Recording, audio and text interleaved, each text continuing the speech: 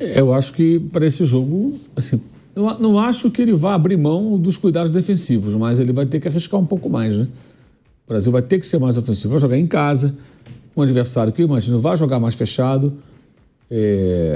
O Paraguai, se o Paraguai empata com o Brasil, tá ótimo, né? Nossa. Tá ótimo. Mantém uma vantagem sobre o Brasil, no máximo pode ser superado pelo Equador, mas tá bom, ficaria de repente em terceiro.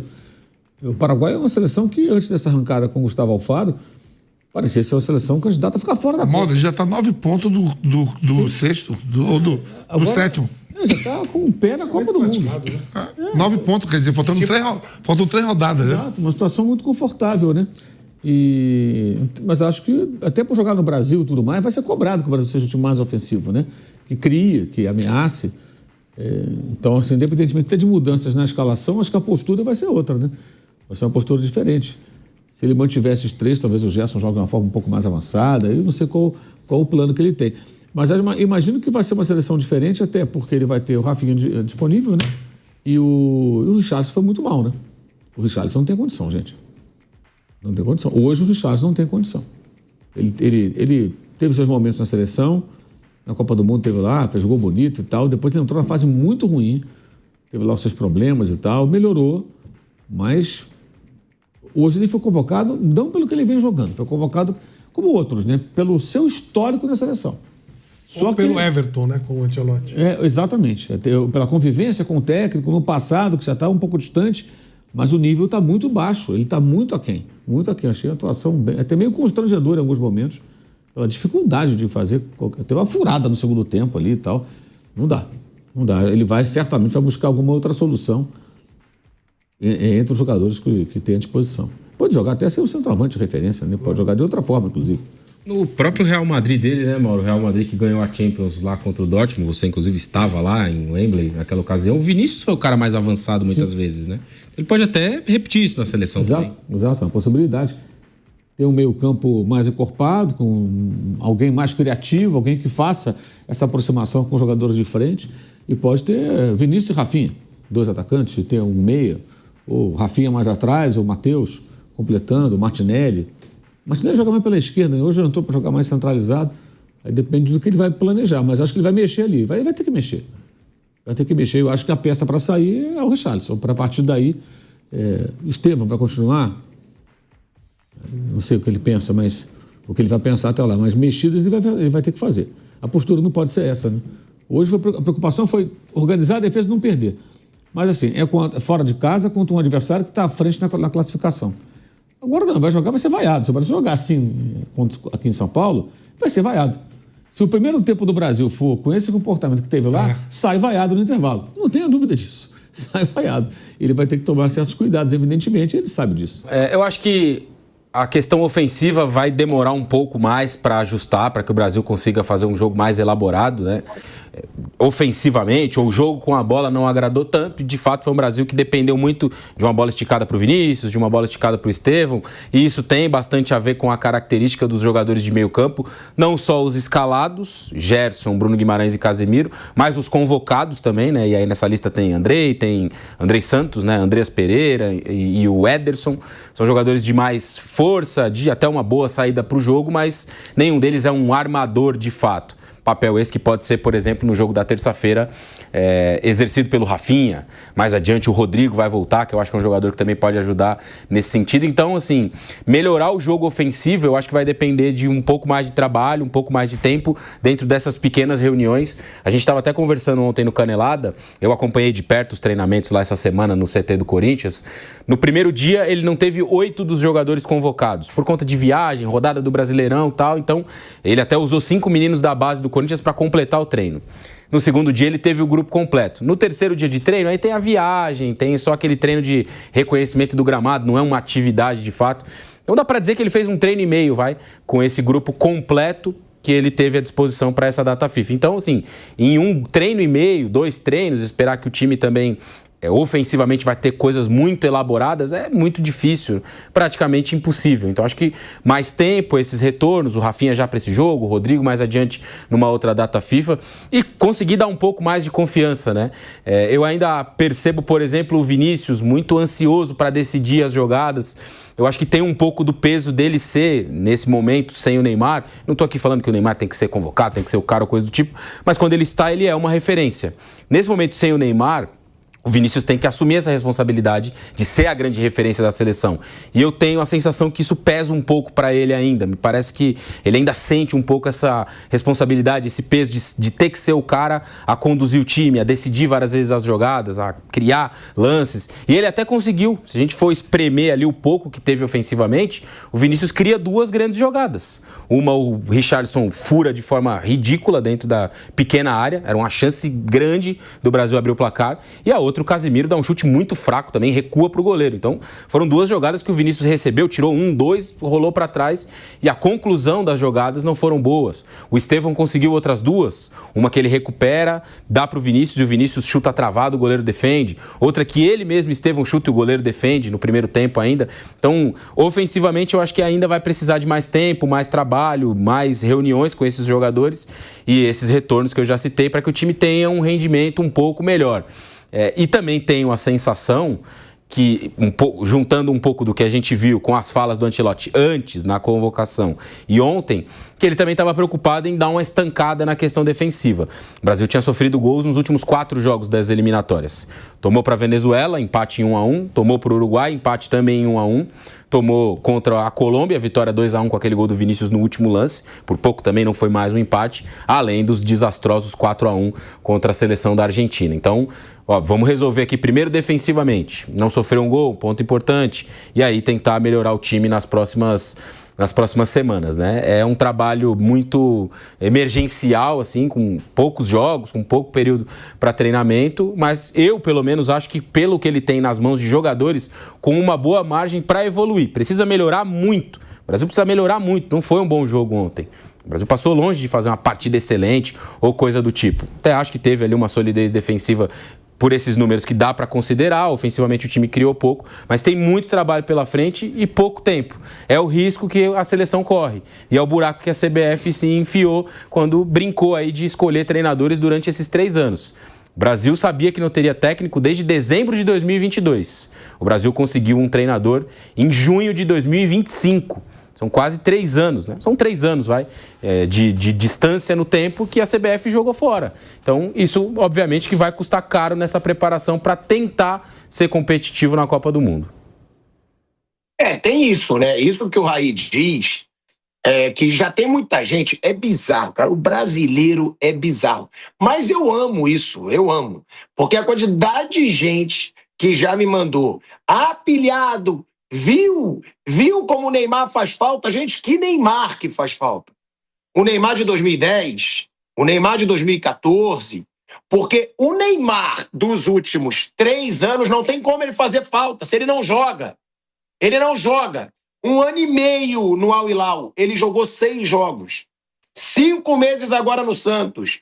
Ele deve ter jogado 10 jogos, sendo que desses 10 jogos, 4 jogando quase o tempo inteiro.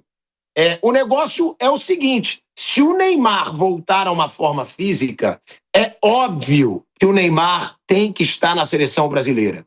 Agora, o que não dá é para fazer a bajulação que muito Neymar Zete faz, de querer dizer, nossa, hoje o Neymar é brilhante. Não, hoje o Neymar não é brilhante, porque hoje o Neymar não consegue jogar. Até aquele argumento do Neymar, eu dentro de campo não tenho o que falar de mim porque eu entrego. Claro que tem. Dentro de campo ele entrega o quê?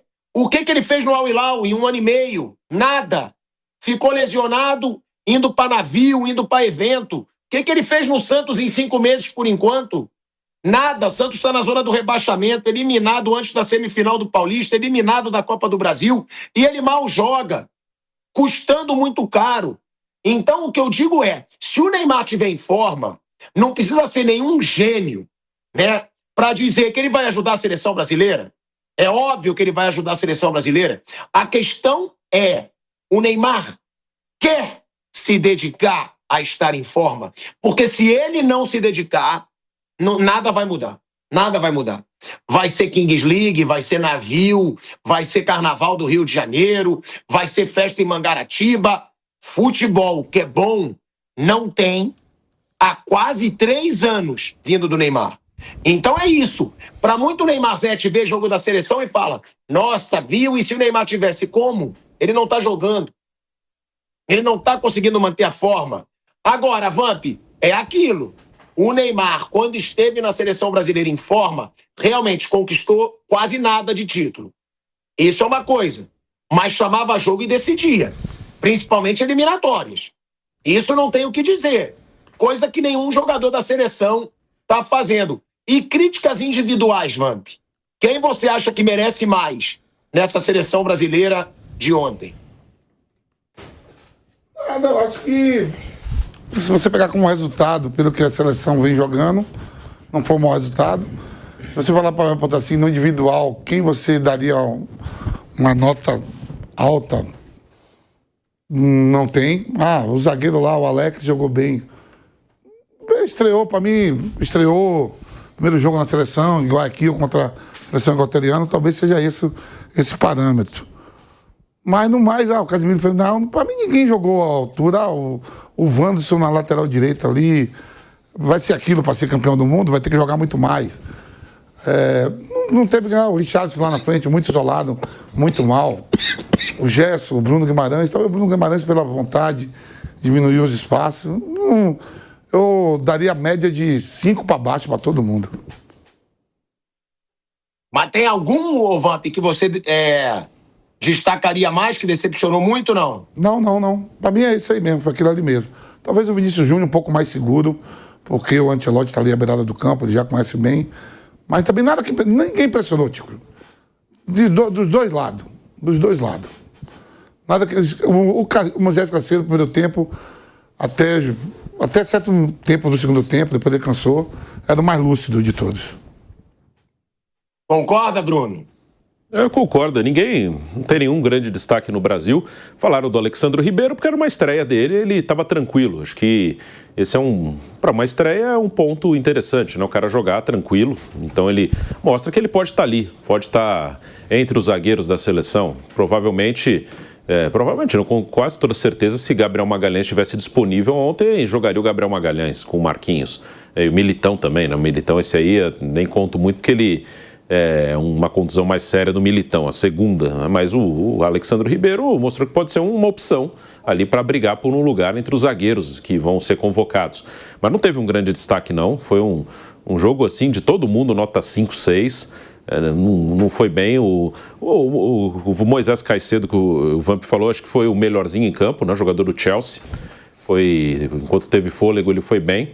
Mas foi um jogo bem mais ou menos. O Richarlison se enrolou bastante ali na frente com a bola, mas o Richarlison é um cara que ele precisa que o time o ajude, né? O Richarlison, tecnicamente, ele está longe de ser um jogador refinado, habilidoso. O Richarlison é um cara de força, é um cara que tem que dentro da área ele se vira, ele usa muito o corpo, ele é esse tipo de jogador, não dá para esperar do Richarlison uma coisa muito refinada. Então, se o time estiver bem e ajudá-lo, ele pode ser útil. Ele é um cara que joga tranquilo na seleção, ele desde que chegou na seleção ele joga com personalidade, mas esperar que ele vá fazer alguma coisa não vai rolar.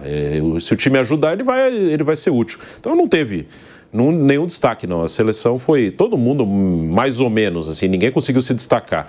No meio que fica a dúvida, mas assim, tira o Bruno Guimarães e coloca o Andrei, tira o Gerson e coloca o Andréas. Não sei se vai mudar, não sei, acho que é só trocar um pelo outro, acho que eles vão apresentar mais ou menos a mesma coisa. Será que o Bruno, já que você falou no assunto, será que o Andréas Pereira não pode ser esse 8 que o Vamp está procurando para fazer o time jogar? Eu acho. Claro que eu não estou querendo comparar ele com o Kroos, com o Pedri. Óbvio que não. Mas ele tem qualidade para fazer a bola chegar ao ataque. Não pode ser uma tentativa ter o Andréas como número 8? Eu acho que pode. Acho que ele pode ter chance de jogar. Ele não é um dos melhores meio-campistas do mundo e não vai ser, se você comparar com outros jogadores aí de outras seleções. Vai continuar abaixo, mas é um cara que acho que pode ter, sim, uma oportunidade. Ele tem uma característica de articulação, de armação. Assim, não acho que ele vá mudar o patamar da seleção, mas eu acho possível, sim, que ele tenha oportunidade, que ele consiga entregar um pouco mais. Ele vai acabar jogando. O Ancelotti, pelo que ele sinalizou até agora, ele gosta. Então, acho que ele vai ter oportunidades E não acho que ele foi mal com o Dorival também. Acho que ele é um cara que, nessa aí de primeira avaliação, como eu falei do Alexandro Ribeiro, ele, quando jogou tranquilo. Isso eu acho que é um ponto importante. Tem cara que chega e se encolhe. Ele jogou tranquilo. Não vamos ter um cara de altíssimo nível, mas ele pode sim encaixar talvez um pouco mais que outros. E só trazendo também, né, a informação que o Brasil ele foi chacota em jornais internacionais. Tá? Mais uma vez, porque agora então que tem o Ancelotti, os jornais lá de fora vão estar de olho sempre na seleção brasileira. Aí o Marca da Espanha, ele disse o seguinte: golpe de realidade. Este Brasil é uma sombra do que foi. Olha aí, ó. Diz aí o Marca, porque o Ancelotti acabou de sair lá do Real Madrid, né? O Marca é da Espanha. Golpe de realidade para Ancelotti. Este Brasil é uma sombra do que foi. Aí o AS da Espanha colocou: Ancelotti tem um problema. Ou seja, primeiro o Marca diz que foi um choque de realidade para o Ancelotti. O AS diz depois: Ancelotti tem um problema sério. Diz o jornal AS, né? Todo mundo está percebendo que essa seleção hoje é um problema, mas que o Ancelotti pode resolver. E o Olé disse que, né, o Olé da Argentina, que Carleto optou por um time mais solidário, mas que mais uma vez jogou sem brilho. Em uma partida fraca, ele conseguiu um empate em Guayaquil. Ou seja, é a seleção brasileira, né, sendo piada, é considerada choque de realidade, depois considerada um problema, ou seja, está sim dando conteúdo, né, de deboche na mídia internacional. Foi o que o Vamp disse. Pode também ser uma baita volta por cima? Pode. Mas essa seleção brasileira, ela ainda tem que entregar muito, mas muito, na minha opinião.